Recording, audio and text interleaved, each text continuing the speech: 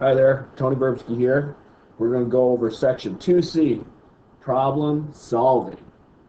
Now, over the years, this section has caused some difficulties. By the way, it used to be a whole chapter, now it's just a section. There are many really good strategies for solving problems. I'm hoping by going over it early in the course, it may help us later in the course. So we're going to give it our best shot here. I'm going to try my best, and then we'll all try our best trying to work the associated problems of the section. So here's method 1 or hint 1. The book says hint 1. There may be more than one answer. There may be more than one answer. Now, as a math person, I always try to obtain an answer. And yes, I think there is an answer. Now, being older and wiser, I am well aware that there can be multiple answers, and we're going to try to work a problem that puts us in this awkward situation.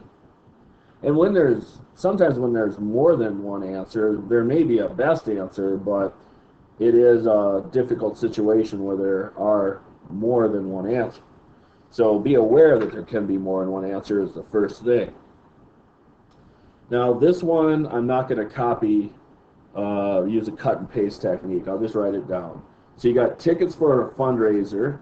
So you got these $10 tickets for children. And we got $20 for adults.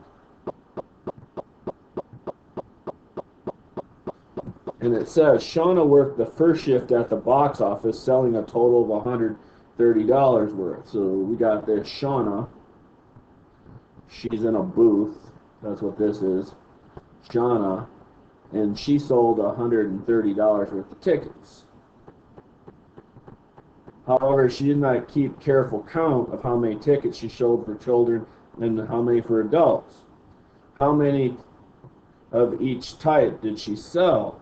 Oh boy. This is not good because I can already see there's a whole bunch of answers. Now, being a math geek, I'm really tempted to say 10x plus 20y equals 130. It just kind of comes natural because I'm an equation freak. I'm not saying that's what you should do here. And then I can't help myself because I would like to subtract 10x from both sides. Oops, there we go. And then I want to divide by 20. So divide by 20, divide by 20, divide by 20. And I can't help myself.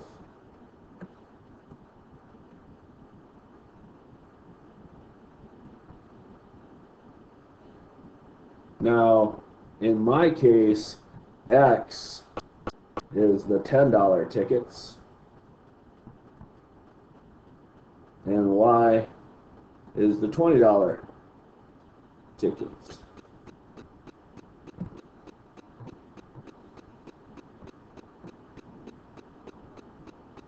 Now, we got to make it work out even. So, if X is 1, then Y is minus 1 half plus 13 halves is 12 halves, which is 6. And sure enough, that is equivalent to $130. Now that's just because I'm a math geek, but then I can say, well, if X is 2, the 2's cancel, negative 1 plus 13 halves, that doesn't work because Y can't be a fraction. So X could be 3. And I go negative 3 halves plus 13 halves is 10 halves. So Y equals 10 halves, which is 5. And sure enough, 130. And without boring you, I'm pretty sure I could get more answers than that. You know, so that bothers me, but is that how I would have worked it? Like when I was younger? Probably not. I probably would have been something like 10, 20, 30, 40, 50, 60, 70, 80, 90, 100, 110, 120, 130, and I might have been cool and wrote child, and then adult. Hey, yeah, let's not forget 0. We put the 0 there. So 0 adults, 20 adult, 40, 60, 80, 100, 120, 140. Oops, can't have that because you got to go to 130. Then most likely I would have circled looking for a 0 and the 130. Nope. Looking for a 10 and 120. Looking for a 20 and 110. Look at, remember we got to add up to 130. So looking for a 30 and a 100. Looking for a 40 and 40 plus 90. 40, no 90s over here, so that doesn't work. Looking for a 50 and a 80. Looking for, we start to figure out that doesn't work. And try purple, I guess. 70 and 60. Let's switch to red. 80's out. 90 and 40. 100's out. 110 and 20. 120's out, and 130 and 0. Most likely that's how I would have did it. But understand, the hint of the day is there may be more than one answer. But the important thing is I decided to use equations. That is also a problem-solving technique. Now, if you're rusty and been out of math a while, it's not a very great technique. But if you did take a lot of math and you were good at that at one time, that's a great technique. Making a list is a super awesome way to solve a problem. If it's, I'm glad it wasn't any larger, but I think I could have still figured out the number of ways. Now, once again, I'm not done here because the 130 means 13 children tickets. I wish I could spell.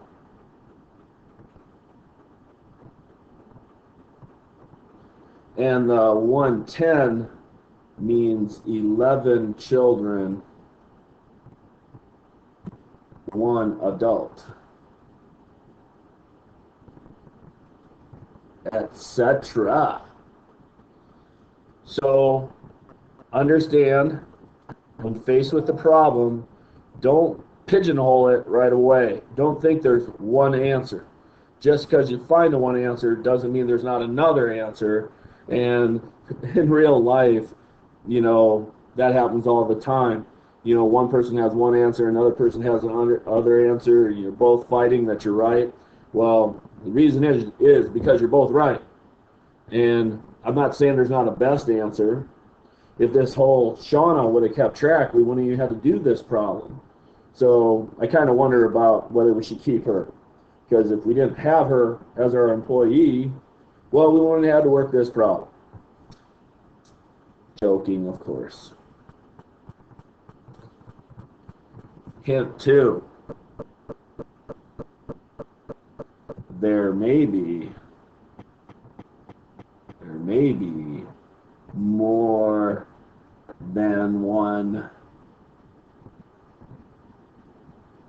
method. You guys will argue this all the time. Well, I did it this way. And I'm like, well, good. I understand what you did. And another person would be like, I worked it that way. And I'm like, great. Both are great methods. You must understand in math, our job is to teach you methods sometimes. So when you get a little creative and use another method, that's kind of puts me in a weird situation. I'm trying to teach the method and you use another method.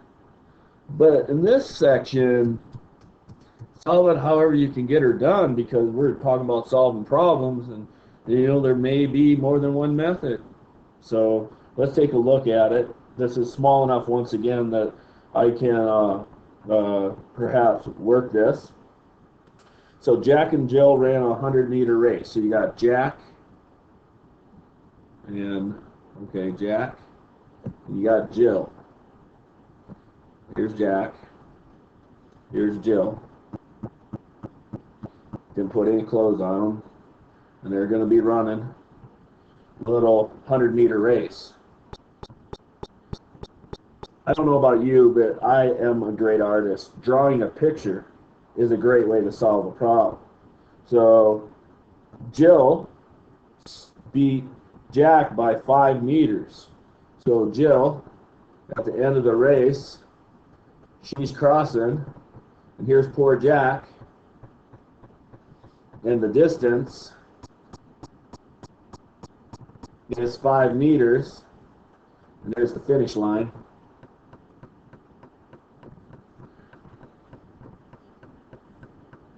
Jack had only run 95 meters when she crossed the line.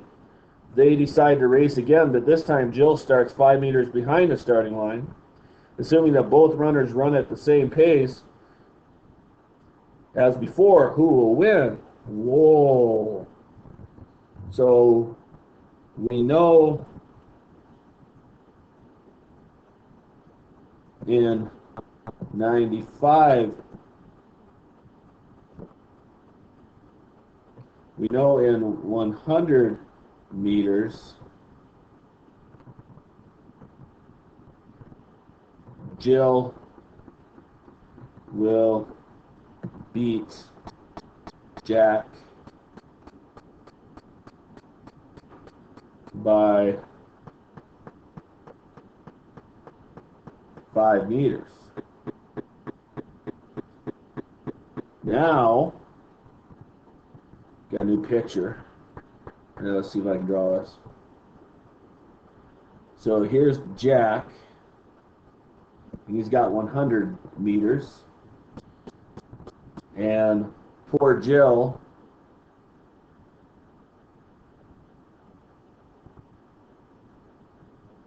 she has to go 105 meters.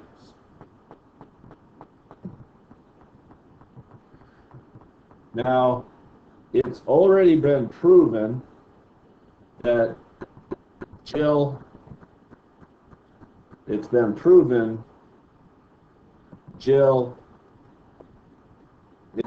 faster. So what do you say we start the race and we let Jack and Jill run the previous race, meaning Jack is at the 95 and Jill will be at the 95. But we know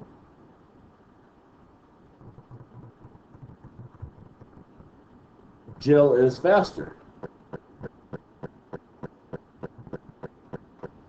So Jill will not easily, photo finish beat Jack the last 5 because she's running faster. So this is 5, but it doesn't matter. Jill's faster. She's going to win by a micro instant.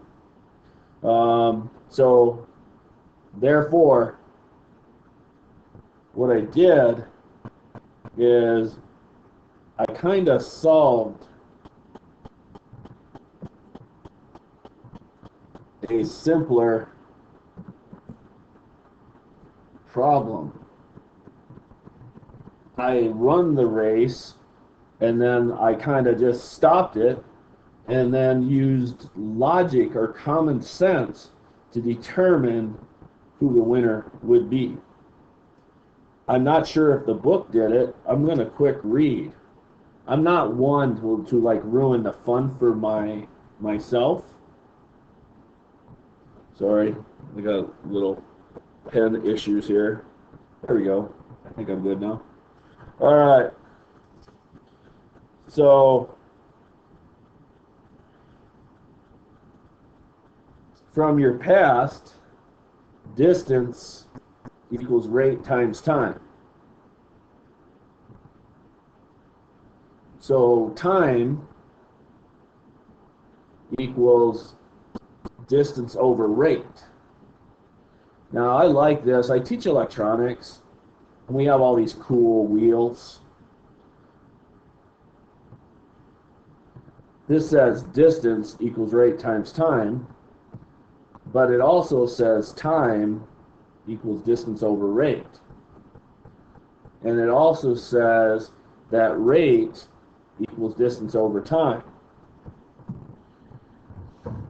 So we got these formulas that we can use to perhaps figure this out. Now, we know Jill runs 100 meters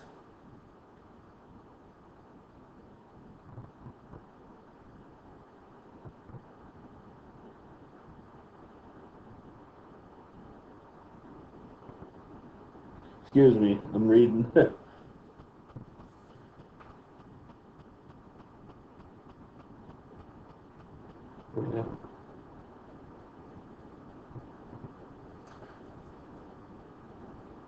We know that Jill run 100 meters in blank seconds.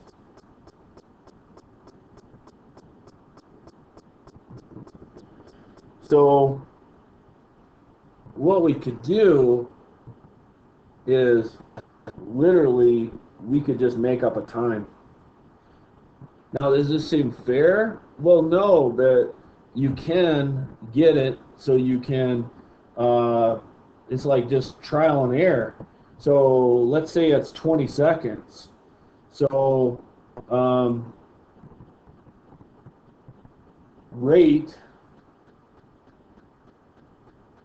equals distance 100 divided by 20. Oh, you see, I wrote the wrong one. I go distance, rate times time from, let's say, 8th grade. Time is distance over rate, but rate is also distance divided by time. So you go 100 meters divided by 20 seconds, which I just made up. So she's running at 5 meters per second.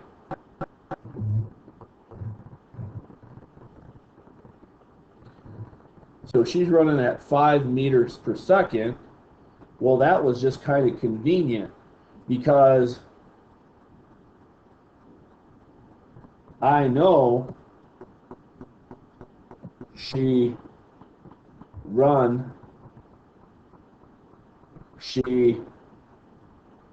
finished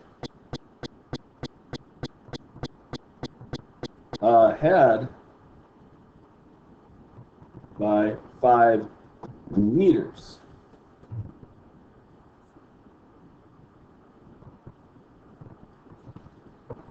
And poor Jack, his rate, he went 95 meters in 20 seconds.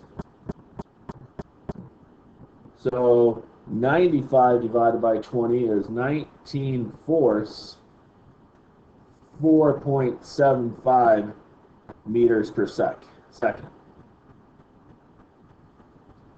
So now they're going to run a 105-meter race.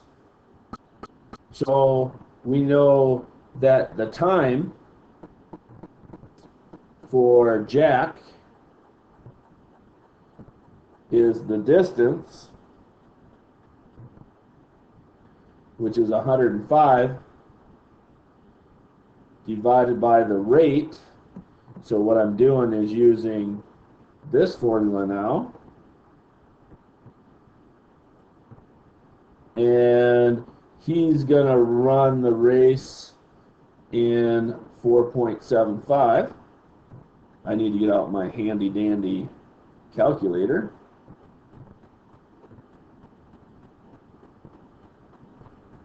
(105) divided by 4.75. He's going to run the race in 22.105. And time Jill, 105 divided by 5, she's going to run the race in 21 seconds. Oh, messed up. 100, because he got a head start. Okay, so let's try it again. 100 divided by 4.75. 21.05. Ooh. Versus Jill's 21. Therefore, Jill wins.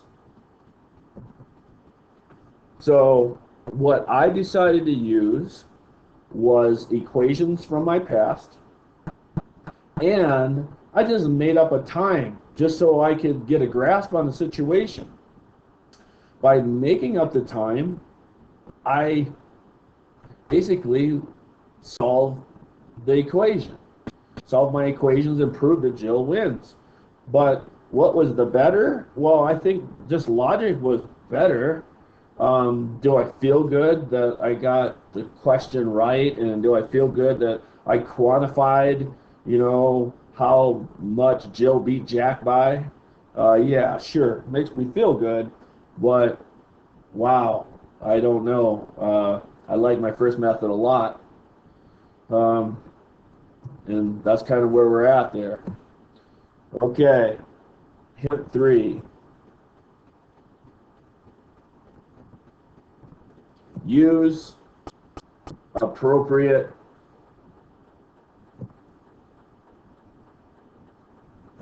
tools.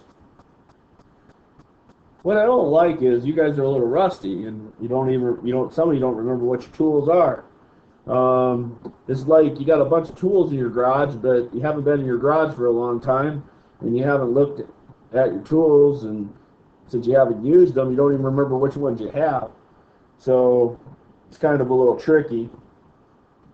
So the tools are like equations, EQNS's. Those are nice tools. And formulas. List.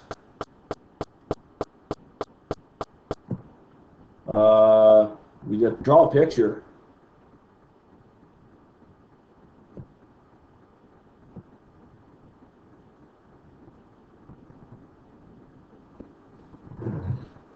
And let's just say etc. Now we got this dreaded problem, and you guys see it and you hear it on TV. You got two cars traveling and they're gonna run into each other. So you draw a car, and this car is driving at 40 miles per hour. And then you got another car. I am the greatest artist in the world. 20 miles per hour. And notice I like going 20 miles per hour. Oh no, there's a bird. And the bird, here, let's just draw it like that. It's heading in this direction at 150 miles per hour. Was this some kind of a hawk or something like that? That thing's 150 miles per hour. That is fast. So the two cars are 120 miles apart.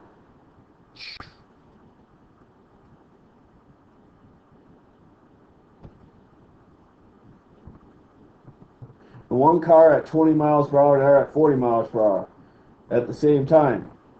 A canary, a canary starting on one car flies back and forth between the two cars as they approach. So this canary is going to start here. It's going to fly. It's going to instantaneously land and take off and come back.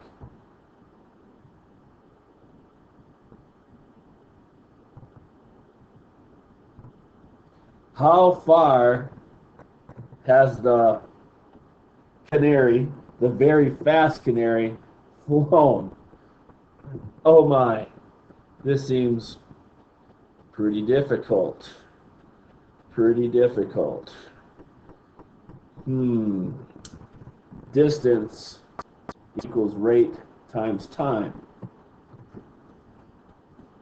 Now, these two cars are, one's approaching at 40 miles per hour and one's approaching at 20 miles per hour. So they're approaching each other at a rate of 60 miles per hour. So it looks like I'm simplifying the problem right away. So the 120 miles equals the rate, which is just 60 miles per hour, times the time. The time is 120 miles divided by 60 miles per hour, and we're going to get 2 hours. Step 1. Takes 2 hours for this to happen. Now, that means the poor canary is in the air for 2 hours. But since distance equals rate times time, 150 miles per hour times 2 hours, 300 miles. This problem literally scared me. It's bad enough to have a car traveling, two cars traveling towards each other, but what I did is use appropriate tool. It was the picture, and may I add, this was a really good picture. You see the bird? Yeah, that's a good bird. And the car and it was a car and a car, it's supposed to be a car and a truck. And then I got really lucky and just realized that they were this distance, 120, they were closing in at 60 miles per hour. It's like I got rid of the two vehicles and turned it into one. It's like I solved a simpler problem, which is also another tool. Got really lucky. These problems they sometimes look like you're not going to get them, but sometimes they are a little simpler. But to be honest, I was a little scared. How am I doing on lecture time? I don't like going too far over. 29. I got about 10 more minutes. Cancel. Is it still recording? Woo! All right. It says I have 8. I'm going to do hint 4, and then I'm going to end this lecture.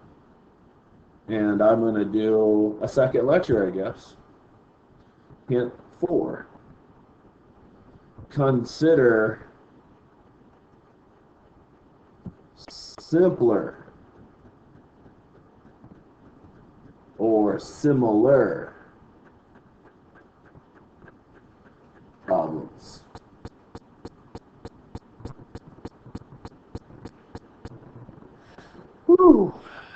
this is a great technique. I use this a lot in my real life. Now, my real life, I am a math teacher. I don't know if I told you guys this, but I teach math for 20. So I started teaching at Metro State in 1994, and I'm still here. So that's been a really long time. I started teaching it. Oops, we got little pen issues. Let's see if I can fix that. In 1998, I started at Highlands Ranch High School. So I've been there a while also. I also taught at ACC, Arapahoe Community College, and I also, this may seem a little weird, I teach home inspection classes for InterNACHI, which is a home inspector's kind of classroom. And over the years, I just learned, just solve a simpler problem, change the problem, make the problem easier. And then once you made the problem easier, solve that problem, and turn around and see if you can solve a harder problem. I cannot guarantee that I'm going to be able to solve this problem, but here we go. Suppose you have 2 cups in front of you. Okay, so I can draw cups. You see how, man, I'm like so good at drawing cups. So you got this, one holds coffee. I love coffee, like it black. And the other one holds milk. And I grew up on a dairy farm, and I grew up drinking 9% milk fat. Yeah, that's what the Holsteins pump out.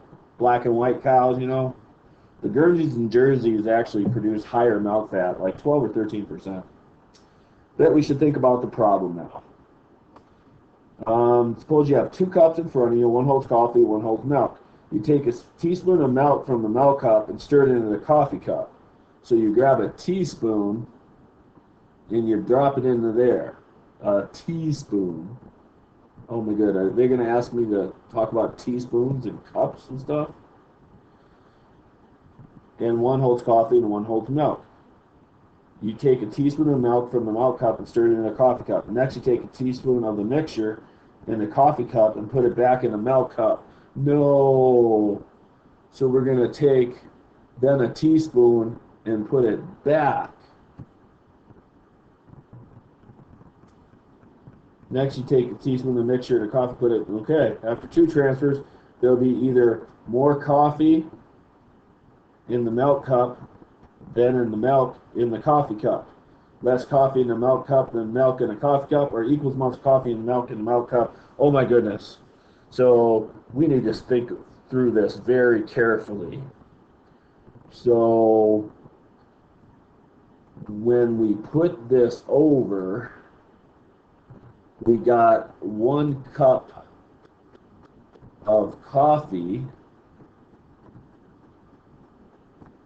plus a teaspoon of milk.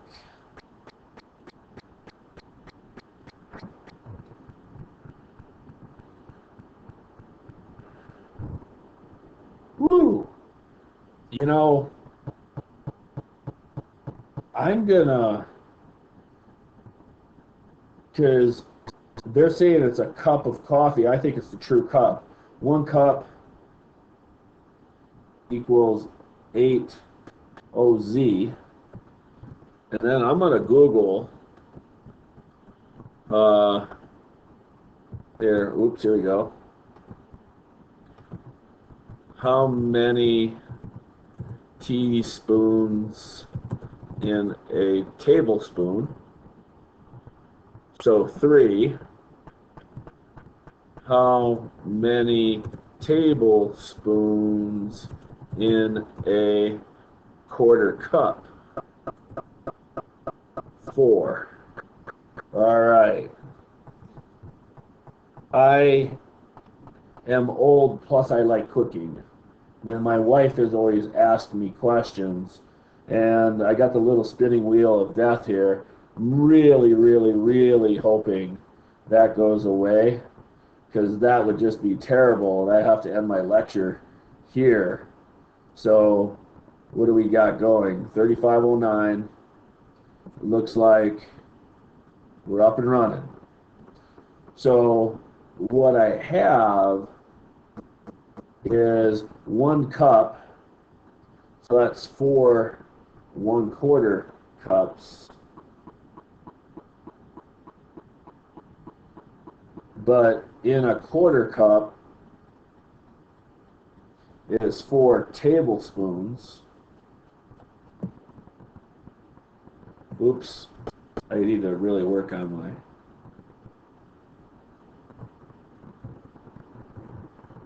So that means we got 16 tablespoons, because 4 times 4, but you also got 3 teaspoons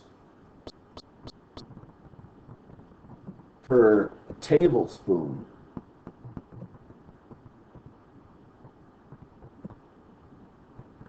So I know that there's 48 teaspoons of coffee plus 1 teaspoon of milk. Now what I'm going to do, so we got this cup, it's got 49 teaspoons of liquid in it.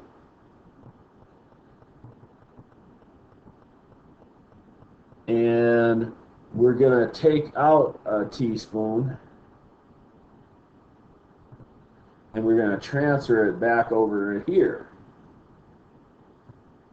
Now you know that there's 47 teaspoons of milk.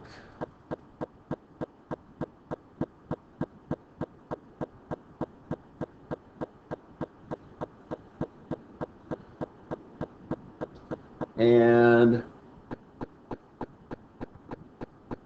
this mixture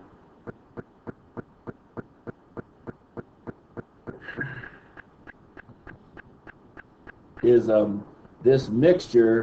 mixture of 1 out of 49 milk and 48 out of 49 coffee. And we're taking this over here.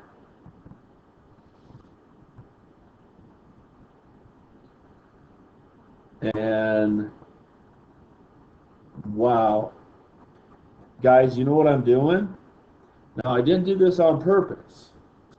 What I'm doing is I am not solving a simpler problem. I went at it brute force, meaning I'm knowing what I know and I'm using ratios and proportions. I really truly think I'm going to get it here, but I'm in this awkward situation. I got a 38-minute video going, and I need to, shut this thing down at around 40 minutes. It's going to take forever to process.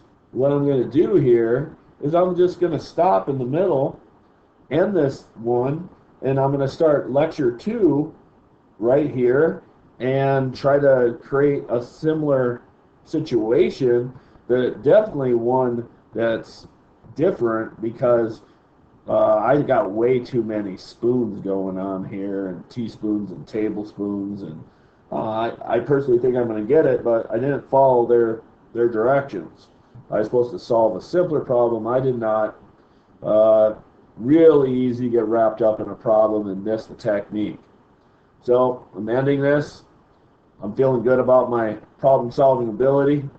Feeling bad that I didn't follow directions, but that wasn't the point. It was to look at the problem and try to get it solved. And, there's things you got to train yourself not to do. And unfortunately for me, I didn't do it. I just brute forced it, because I think I'm like Mr. Macho math guy and I can solve any problem. It kind of works against you sometimes. So anyway, I'm going to stop here. I'm going to start up again. New attitude. Going to do hint 4 all over again on the next video. See where we end up. Over and out.